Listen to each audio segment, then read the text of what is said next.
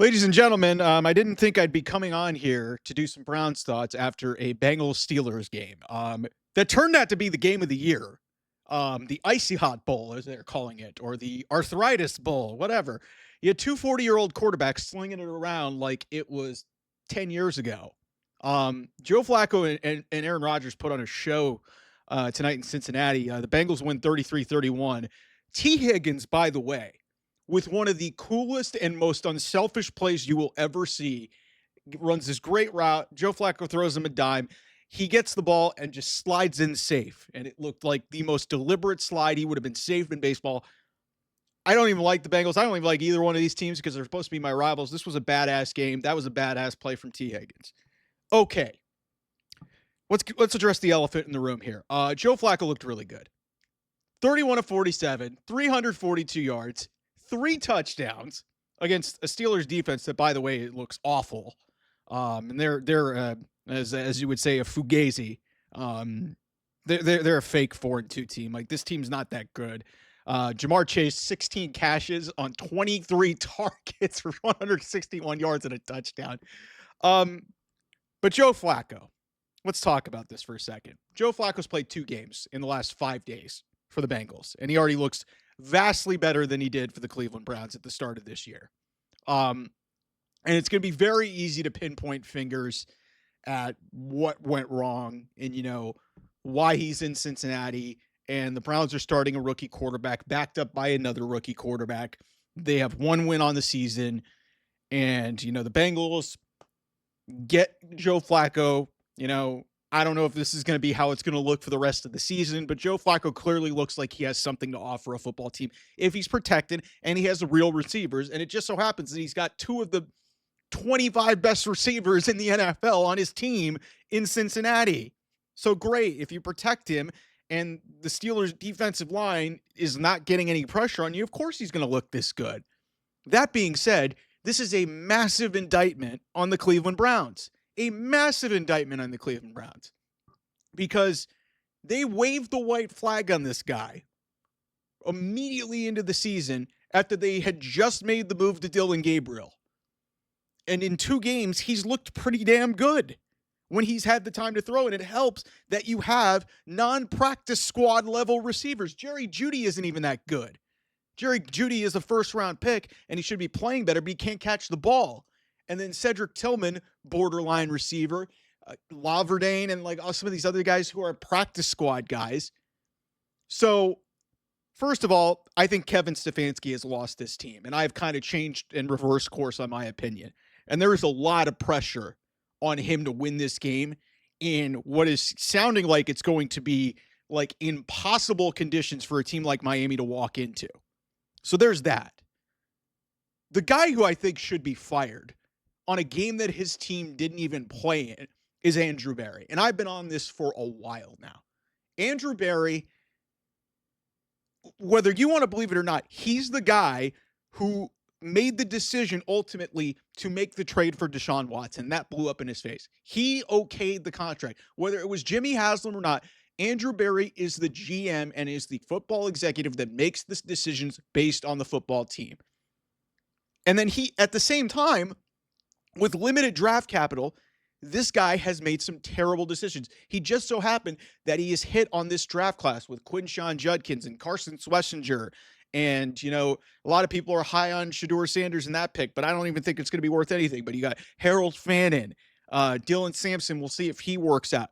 But offensive line stinks. They've made some horrible investments in the offensive line. The Jed Wills pick was a disaster. And you now not even mid-season, half like a quarter or third through the season, you give up on Joe Flacco. You trade him to a rival, and he goes on a primetime game and beats another rival team and throws for 350 yards and 3 touchdowns with actual weapons and an actual team blocking. And I don't even think Zach Taylor's that good of a coach. But that also doesn't look good on Kevin Stefanski. But it helps that you have better people in the building. So, here's the thing. If they don't win against Miami on Sunday, I'd clean house. I would fire everybody. Paul DePodesta, who's the big problem in this whole thing, and I just talked to my dad about this. Paul DePodesta, who I don't even know what the fuck he does. He isn't even in the building half the time. He works from San Diego, and he's an executive in the Cleveland Browns organization. What the fuck are we doing? Kevin Stefanski, I think he's one of the best coaches that the Cleveland Browns have ever had. I think he's lost this team. And even, as good as he's been, and he's a 2-time coach of the year, maybe the soul sucking of this organization has just worn him out. He's lost the team. But the first person that needs to go is Andrew Berry.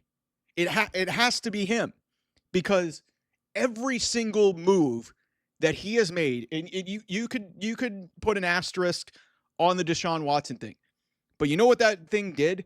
That put a bigger microscope on some of the other moves that he's made. And if you guys have been paying attention to this team and what they've done since 2022, the Baker Mayfield trade, they had to make that trade because Baker wasn't going to work there, okay? And the fact that he's an MVP, good for him. I'm going to root for Baker. I'll be an honorary Bucks fan for the rest of the year because I actually like their team. I like Emeka Ibuka.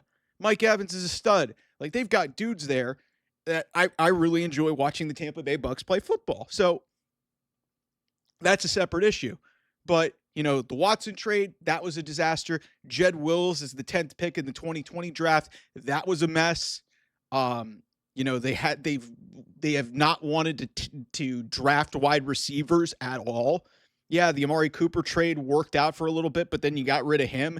Jerry Jeudy seems like last season was a lot of fool's gold.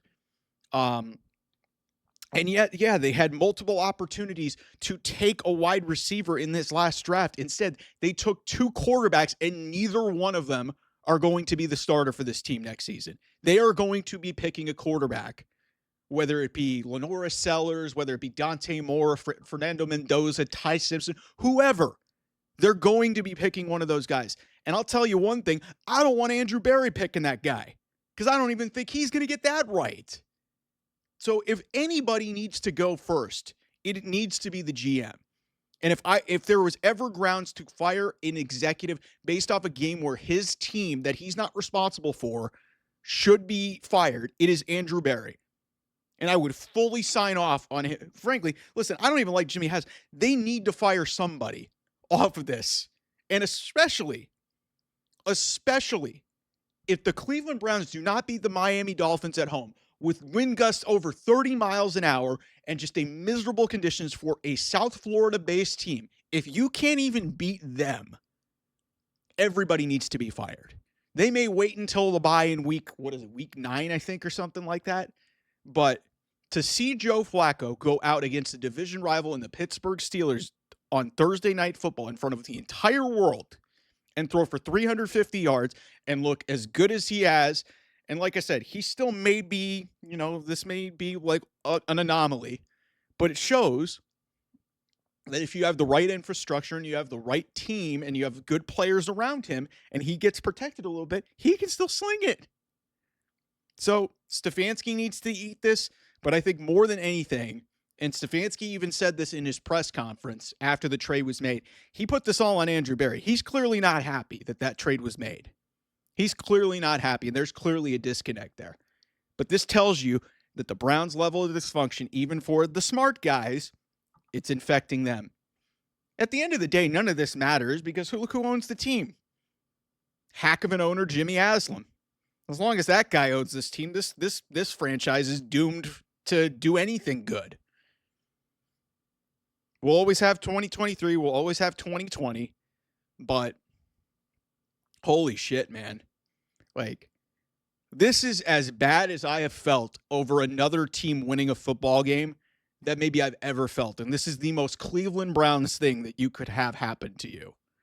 So, listen, man, I don't even know really what to say.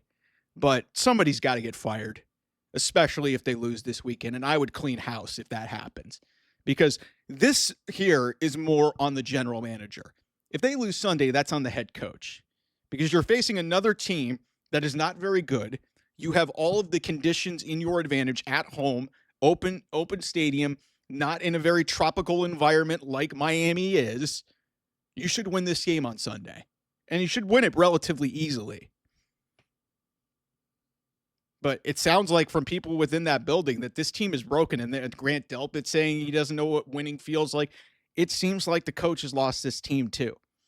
But is it time to clean house? I think so, especially if there's another loss, especially after what happened. Something's got to happen after what we saw with the Bengals winning with the quarterback that started the season with the Cleveland Browns.